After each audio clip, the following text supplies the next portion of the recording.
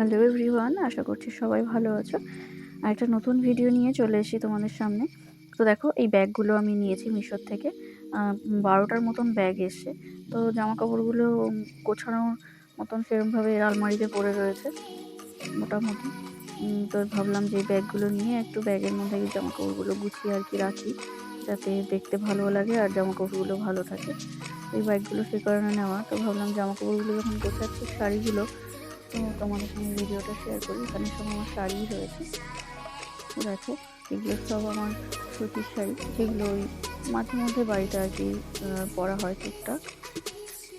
এই শাড়িটা দেখো, সুতোর কাজ করা, খুবই সুন্দর শাড়িটা, পাটটা অনেকটা চওড়া। এগুলো সব আমার কোনোটা বিয়ের সময়কার শাড়ি, গায়ে হলুদের শাড়ি আছে, কোনোটা আবার পুজোর পরার শাড়ি। এই একটা, এটা আমি অনলাইন থেকে নিয়েছি। পাটটা দেখো কতটা চওড়া, খুব সুন্দর দেখতে শাড়িটা, হ্যান্ডলুমের শাড়ি। তো শাড়িগুলো ওর সঙ্গে অনেক অনেক কিছুই স্মৃতি জড়িয়ে আছে, যার কারণে আমি শাড়িগুলো পরি না পরি সুন্দর করে গুছিয়ে রাখার চেষ্টা করি।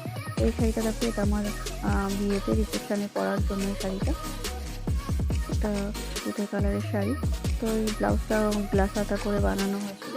এই শাড়িটা দেখো, খুব হেভি ওয়ার্ক করা, আর শাড়িটা খুব ভারী, দেখতেও বেশ সুন্দর, এরকম ফুল ডিজাইন করা শাড়িগুলো। শাড়িটা খুবই ভারী। আর এটা হচ্ছে আমার বিয়ের আর কি মাথার ওড়না।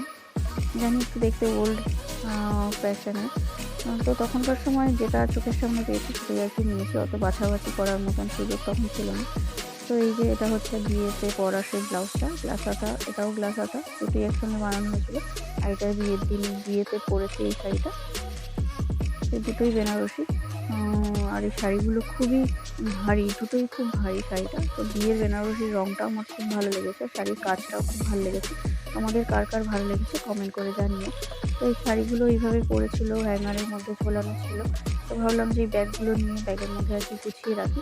তো এবার যতগুলো পেটিকোট আছে সেগুলো সব একটা ব্যাগের মধ্যে ভরে রাখছি। তো ব্যাগগুলো বেশ ভালো, ইউজেবল, কমফোর্টেবল। ব্যাগগুলোর চেন রয়েছে, কোনোটায় একটা কোনোটায় দুটো। তো এটা দেখো, অনেক পুরনো একটা শাড়ি, আমার বিয়ের আগের থেকেই পরেছে শাড়িটা, খুব ভালো লাগে, একদম পুরো সফট শাড়িটা।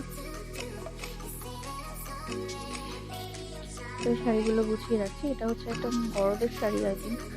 আমার হয়তো ভুল বলছি কি ঠিক বলছি জানিও আমাকে। তো তোমরা এই শাড়িগুলোকে কী শাড়ি বলো জানিও। সেই শাড়িটা বিয়েতে পরার জন্য নেওয়া হয়েছে। শাড়িগুলো এইভাবে খুলে আর কি পেতে পেতে আর কি পাট করে রাখছি। এটা হলো একটা জামদানি, এটা একটা জামদানি, তাঁত জামদানি, দেখে নিশ্চয়ই বুঝতে পারছো তোমরা। তোমাদের যাদের শাড়ির সঙ্গে খুবই আর কি তোমরা পরিচিত, যারা শাড়ি পরতে ভালোবাসো, তারা নিশ্চয়ই বুঝতে পারবে আর কি কোনটা কী শাড়ি, বুঝতে পারছো। এটা একটা তাঁতের শাড়ি, যেটা এখনো পরাই হয়নি। তো তাঁতের শাড়িগুলি এত ফোলা ফোলার, এত মার দেওয়া থাকে যে পরে মানে পরতেও খুব একদম কষ্ট হয়, ফোলা ফোলা লাগে। এই জন্য আমি তাঁতের শাড়ি দু একবার মা পরে দেয়, পরে পুরোনো হয় তারপরেই পরি। এটা দেখো, এটা একটা একদম সফট সিল্কের ওপরে একটা শাড়ি, সিল্কই বলে আই থিঙ্ক, আমার অত শাড়ির সম্পর্কে আইডিয়া নেই। এটা একটা জামদানি শাড়ি। আর এটা একটা হচ্ছে সুতোর কাজ করা, হাতে কাজ করা আই থিঙ্ক, খুব সুন্দর শাড়িটা, পুজোর সময় নেওয়া হয়েছে শাড়িটা। তো বেশ পরেও আরাম, শাড়িটা পরলে খুব ভালো লাগে, পরতে খুব ভালো লাগে শাড়িটা। এরকম শাড়িগুলো পরতে বেশ সুবিধা, পরেও বেশ আরাম। এটা একটা দেখো, এই শাড়িটা নেওয়া হয়েছে ভাইয়ের বিয়েতে পরার জন্য। তো ভাইয়ের বিয়েতে এই শাড়িটা পরেছিলাম। এটা একটা সিল্কের শাড়ি,